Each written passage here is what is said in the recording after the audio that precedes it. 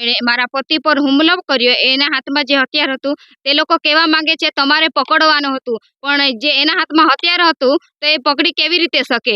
અમે એ લોકોને સામસામા એમને જોયું છે, પણ છતાં એ લોકો માનતા નથી. એ પોલીસ વાળા પણ એ લોકોની સાઈડ જ થતા છે. ત્યાં બી ત્રીજી વખત સમાધાન કર્યો, ત્યાં પણ એ લોકો નથી ન્યાય મળ્યો મને. એટલે હું અગાડી ગયો તો પોલીસ સ્ટેશને મને સહારો નથી મળ્યો. રડી રડીને આંસુ પાડીને ત્યાં કીધું કે ભાઈ અમારી કલમ બી નુકસાન કરી, પણ અમને કીધું કે આ તો ગુનેગાર નથી કોઈ, એ કોના પર લગાવું? આમ તેમ કરીને અમારે ફરિયાદ નથી લખી. ગાડી કરશો તો મારો ઉપરના માણસ અમારા છે, આવો મને જવાબ આપ્યો. પોલીસ સ્ટેશનમાંથી જવાબ આવ્યો. પોલીસ સ્ટેશનમાંથી.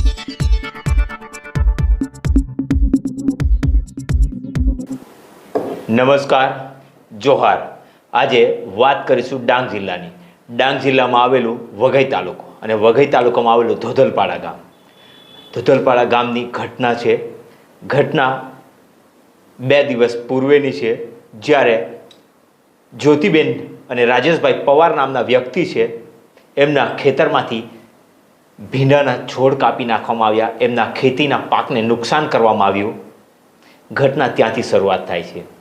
જ્યારે જ્યોતિબેનને પૂછ્યું કે ઘટના શું હતી, જ્યોતિબેને કીધું કે આ વ્યક્તિ જેમણે એમના ખેતરમાં નુકસાન પહોંચાડ્યું છે, એમના પતિને મારવાની કોશિશ કરી છે, એ વ્યક્તિ અગાઉથી મારી પાછળ છે, મને વન સાઈડ પ્રેમ કરે છે અને મારી પાછળ પડ્યો છે, મારી ઉપર આગળ પણ એક વખત રેપ કર્યું છે, એવા એમના આક્ષેપો છે.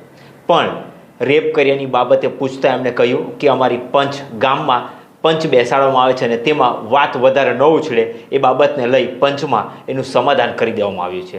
પણ આ વ્યક્તિ વારંવાર જ્યોતિબેન અને રાજેશભાઈને હેરાન કરતા આવે છે અને 2 દિવસ પૂર્વે જ એમના ખેતરમાંથી ભીંડાના છોડ કાપી નાખવામાં આવ્યા. એમની 50 જેટલી ઉછેરેલી કલમ કાપી નાખવામાં આવી.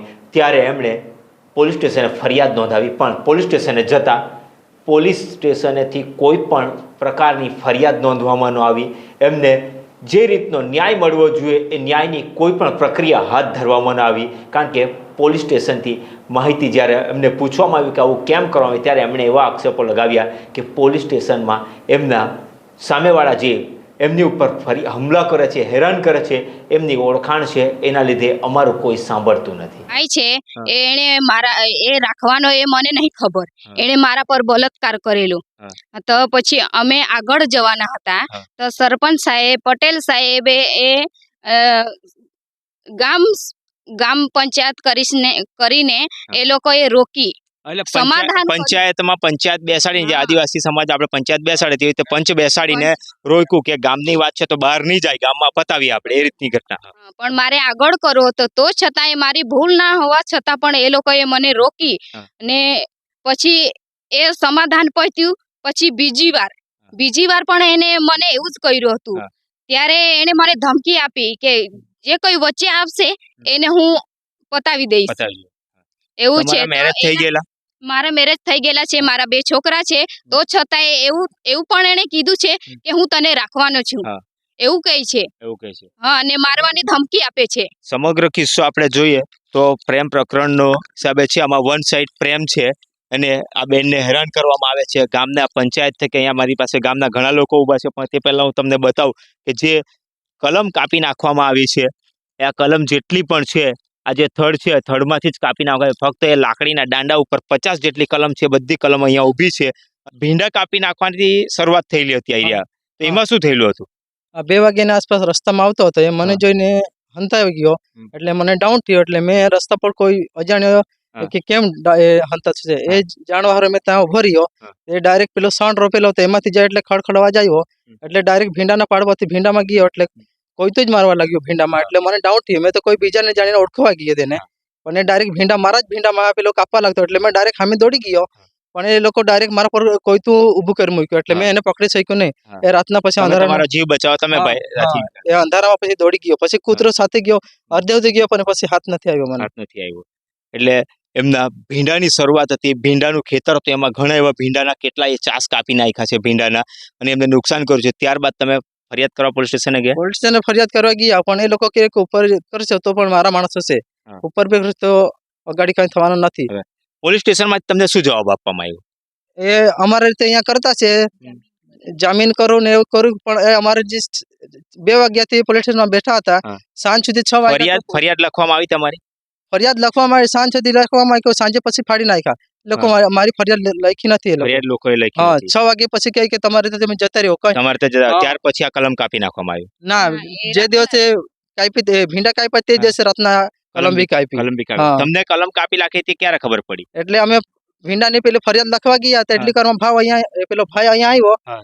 ત્યારે તો બધી કલમ સાફ થઈ ગઈ. કલમ સાફ થઈ હા. ગઈ. એટલે ત્યારે જે કલમ બી હા કાપી કલમ બી નાખવામાં તે જ આવી. નાઈટી કાપી નાખી. પોલીસ દ્વારા કોઈ પણ કાર્યવાહી કરવામાં આવી નથી. અરે અમે 181 પર ફોન કર્યો, મને કાનૂન ખબર છે એટલે હું ફોન કર્યો, મેં કે આવું થયેલું છે અમારે ત્યાં, તમે આવો એમ. તો એ આગળ કરવા ગયો. પોલીસ સ્ટેશને ગયો હા. અને પોલીસ સ્ટેશને તમારું કોઈ ફરિયાદ લેવામાં આવી નહીં, કોઈ કાર્યવાહી કરવામાં આવી નહીં, જેના લીધે આજે 50 કલમ ને તમારું ભીંડાનું ખેતર હા, કપાઈ ગયું. જ્યારે- તમે અત્યારે પોલીસ સ્ટેશન નંબર છે તમારી પાસે? તમે પોલીસ સ્ટેશનમાં ફોન કરો કે જે કપાઈ ગયેલ છે કલમ, કાલે તમે ફોન કરીને કીધું તો આવ્યા કેમ નથી જોવા માટે સાહેબ? હા સાહેબ, અમે ધોધલપાડાથી બોલતા છે. તમારું નામ શું છે? જ્યોતિ રાજેશ પવાર.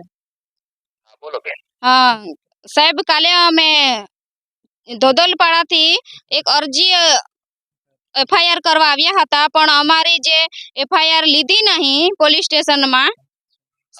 2 થી સાંજ વાગ્યા 6 વાગ્યા સુધી અમે ત્યાં બેઠા ભૂકા તરસ્યા, પણ અમારું કોઈ લીધું નહીં. કઈ બાબતની અરજી હતી? જે અમારું આ ખેતર કપાઈ ગઈ છે, આંબાવાડી કપાઈ ગઈ છે ને ભીંડાનું કાલે પેલું ભીંડાનું એ કપાઈ ગયું હતું એ ને? હા તેજ. તમે પેલા હસબન્ડ વાઈફ આવ્યા હતા એ ને? હા આ તો બેન તમારે અરજી લીધી ને કાલે અમે. તો FIR મારે દર્જ કરવું હતું પણ લીધી નહીં, એ કર્યું નહીં. હા બેન, તમારી FIR પણ આ જે આટલું અમારું જે ખેતર કપાયું એ પોલીસે આગળ કઈ કાર્યવાહી કરી નહીં. જોવા અમે કીધું કે ચાલો જોવા, તો બાજુમાં કોણ બોલે છે બેન એમને આપો. મારો પતિ છે. હા તો પછી તમારી કાલે તમે આવ્યા ને તમને સાંભળા, તમારી અરજી લીધી, અરજી તપાસ માટે મંજૂરી માંગી છે અમે. આજે ચાલુ કરીએ તપાસ. તમારું નિવેદન છે ના જે જગ્યા પર તમારું જે આ ખેતર કપાયું છે તે જગ્યા જોઈએ, પછી ગુનો દાખલ કરીએ. તો કાલ સુધી સાંજ સુધી રહ્યો તો અમે તાત્કાલિક કીધું કે 180 ટીમ વાળી ઓ કીધું. ભાઈ, ઓ ભાઈ, હા કાલે તમને મેં સાંભળ્યા ને, હા, તમારી અરજી લીધી, તમે તમારા જે છે તે બનાવનો અમે ગુનો દાખલ કરીએ છીએ. મને તાત્કાલિક ન્યાય જોઈએ ભાઈ. મારે નથી કોઈ સાંભળવું. ત્યાંમાંથી મેં છેલ્લે આંસુ પાડ્યું પણ મારી કોઈ વાત નથી સાંભળી. મેં અગાડી કીધું પણ પેલો હું મારી અરજી લખતો તો શું કેવું ઉપર કરે તો પણ આ અરજી જ ઉપર જશે, ત્યાં જશે પણ કઈ થવાનું નથી, આવું બોલ્યો પેલો. ના ના, એવું કોઈનું કઈ સાંભળવાનું છે એ તો કે અરજીની તપાસ અમે કરીએ છીએ ને. હા કે નથી ભાઈ, અમે દુખી છીએ ભાઈ. કેવા વાળા તો બહુ બધા છીએ પણ તમે આવું કેવું. ના ના, કોઈનું સાંભળવાનું, પોલીસ તમને ન્યાય આપશે. ના કાલે મને ન્યાય નથી મળ્યો. કાલની કાલ મેં અહીંયા ખેતર હું દેવા માંગુ તો અરે નથી ભાઈ, આવ્યું. તાત્કાલિક નહીં થાય બધું. તમારે અહીંયા તમે આવી જાઓ, ચાલો અત્યારે અમે ફરિયાદ લઈએ તમારી. જ્યારે જ્યોતિબેનને કહેવામાં આવ્યું કે પોલીસ સ્ટેશને ફોન કરો અને પોલીસ પાસે માહિતી માંગો કે કાલે અમે અરજી આપવામાં આવ્યા, તે અરજી ઉપર શું કાર્યવાહી કરવામાં આવી, કેમ હજુ સુધી કોઈ પણ સ્થળે જોવામાં નથી આવ્યું, અમારા ભીંડા કપાઈ ગયા છે, કલમ કપાઈ ગયા છે, કેમ જોવા નથી આવ્યું, ત્યારે પોલીસ ઇન્સ્પેક્ટર સાહેબ શું કહે છે એ પણ સાંભળવા જેવી વાત છે અને કહે છે કે ફરિયાદ થઈ ગઈ છે, તપાસ ચાલુ છે, અમે આવશું. અને પછી છેલ્લે જ્યારે રાજેશભાઈ પવાર એમ કહે છે કે સાહેબ મને ન્યાય મળ્યો નથી, મારી ફરિયાદ લેવામાં આવી નથી, ત્યારે પોલીસ ઇન્સ્પેક્ટર સાહેબ કહે છે કે તમે પાછો આવી જાઓ, હું ફરિયાદ લઈ લઉં છું. સાહેબે 2 પ્રકારની વાત કરી, ફરિયાદ લઈ લીધી છે એવી પણ વાત કરી અને પાછા ફરિયાદ લખવા આવી જાઓ એવી પણ વાત કરી. હવે સાહેબશ્રીની આપણે કઈ વાત માન્ય રાખવી એ તો સાહેબશ્રીને આપણે પૂછીએ ત્યારે જ ખબર પડશે. બાકી તો પોલીસ દ્વારા કેસને રફે દફે કરવાની સંપૂર્ણ ઘટના રચાઈ ચૂકી હોય એવું લાગી રહ્યું છે આ વાત સાંભળતા.